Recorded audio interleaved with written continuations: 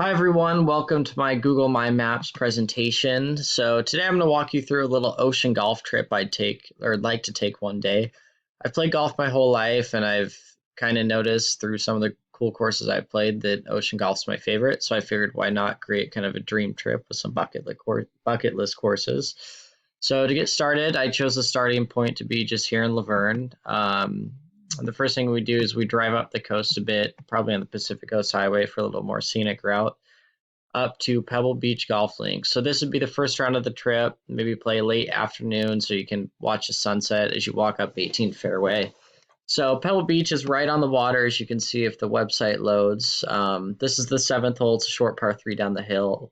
So you get plenty of ocean views. The wind comes into play quite a bit. So really very scenic golf course. Pebble Beach has a very historic, a lot of history to it. Many USGA events have been held here. I believe Tigers won, Jack Nicklaus, Tom Watson, so a lot of big names have won at this place. Pebble Beach, along with our next stop, which will be Poppy Hills, hosts a PJ Tour event every February. So it's a PJ course, tough course, with a lot of good history. So, anyways, after Pebble, we'd head over to Poppy Hills. Like I said, another PJ Tour course.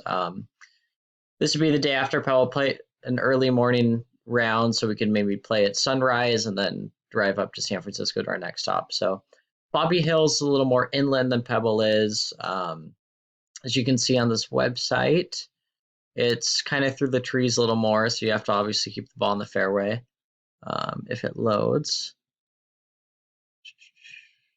However, this, like I said, hosts a PGA Tour event and just a bit of a different style than Pebble is. So yeah, like you can see, it's very heavily tree lined, small greens, lots of undulation, just like Pebble.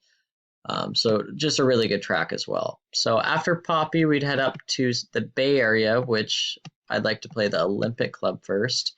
So here we play an early morning round, then spend the afternoon in the Bay Area, maybe catch a Warriors game or something. So the Olympic Club is very private, so you obviously have to know a member to get on. This is the 18th green. As you can see, very small greens, thick rough. It's known for being one of the tougher U.S. Open courses in the rotation. I believe they last hosted the 2011 U.S. Open, so it's known for being a very tough golf course. I've been to this place, the Olympic Club, once when I was about 14 for a drive, chip, and putt competition. I didn't get to play the course. We just got to hit a few shots on it. So I've been on the property, and it's very cool property. It's right on the water, half kind of on the ocean, the other half on like the bay of a lake. So you got a lot of really good views, and it's a really cool track. So after the Olympic Club, we'd head right across the bay to TPC Harding Park, play an early morning round so we could drive to Bandon afterwards. I played Harding Park on that same trip that I went to the Olympic Club. It held the PGA Championship in 2019, I believe. No, it was 2020, sorry. And then they held the President Cups before that, so they have a lot of PGA history as well. This is a little more of a parkland course, as you can see. Little more room to miss, but still has some really good views of the water, as you can see on the website. It known for thick rough though, so you still got to keep the ball in the fairway. However, just a really fun track. I enjoyed this a lot more because it's a little more forgiving than some of these tour courses are. So it's a lot more playable. So after Harding Park, and we've spent some time in the Bay Area, we're going to head up to Bandon Dunes Resort. And Bandon Dunes is also located right on the water. It's a golf resort, so they have 5 full courses plus a par 3 course. It's this just a really cool like village feel, tons of restaurants after your round. They have putting courses.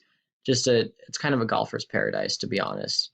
So the picture actually right here is from a trip I took with my family last spring to Bandon for my dad's 50th birthday. So I have some good memories there, and overall it's just a fun track. It's link style golf, which you don't often see in the States, so you have to really play more field golf, right? Deal with the wind, keep the ball low, have to get creative with the types of shots you hit. Because here in the States, we're used to taking the ball high, flying the ball to the pin with, maybe softer greens. But here you can keep the ball on the ground longer because courses are more firm, less receptive. So it's really cool as a golfer to get kind of a change of scenery and change of style of golf.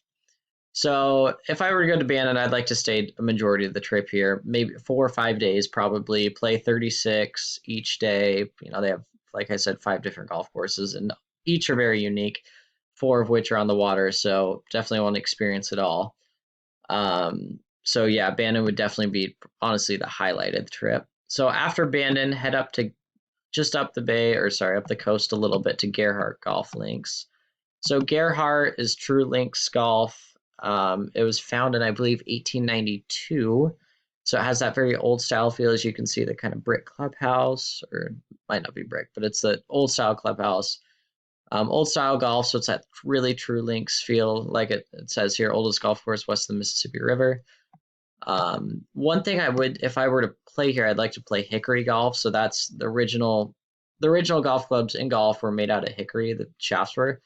And Gerhardt allows you to play hickory golf whenever you want, and they host, I think, the Hickory Golf National Championship or something along that lines. So you can do it there, and I think that'd be kind of a cool experience to see a bit of golf's history. Another cool thing about Gerhardt, I don't know if you've seen the film The Goonies. It was filmed very close to this golf course, actually, just over in Astoria, which has another nice golf course, but just down the road. So there's a little movie tie-in as well.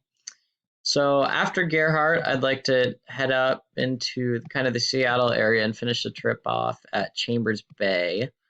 So I played Chambers Bay 4 or 5 times. We had our Washington Amateur Championship a couple summers ago. I played in that. Did a drive, chip, and putt thing there. And I've played a couple times for fun, so it's super cool. Actually, right here is a photo of me putting on the 15th hole. It's this downhill par 3 overlooking the ocean. So the cool thing about Chambers is, like I said, it's right on the water and it's very undulated. So like on the fifth tee, you can see the entire golf course and a lot of the ocean. So it's very cool in that sense. Chambers hosted the 2015 U.S. Open, so it has some history as well. Jordan Spieth won. That was actually the first PGA Tour event I ever attended, so I have a lot of good memories here. Overall, in my opinion, it's by far my favorite golf course I ever played. It's a good mix of links golf along with playability, and it's just really good views, and just there's not much bad about it. It's a really fun track. So that's kind of why I chose to end the trip on this and on a high note. So after this, obviously, we probably fly back to Laverne. I don't think I'd want to drive back. I've made that drive a couple times. Being from Washington, it's not a lot of fun unless we played some golf along the way. But probably fly back, and that's all I have for the trip. Thank you for watching, and hope you learned a little bit more about ocean golf and enjoyed it. Thank you.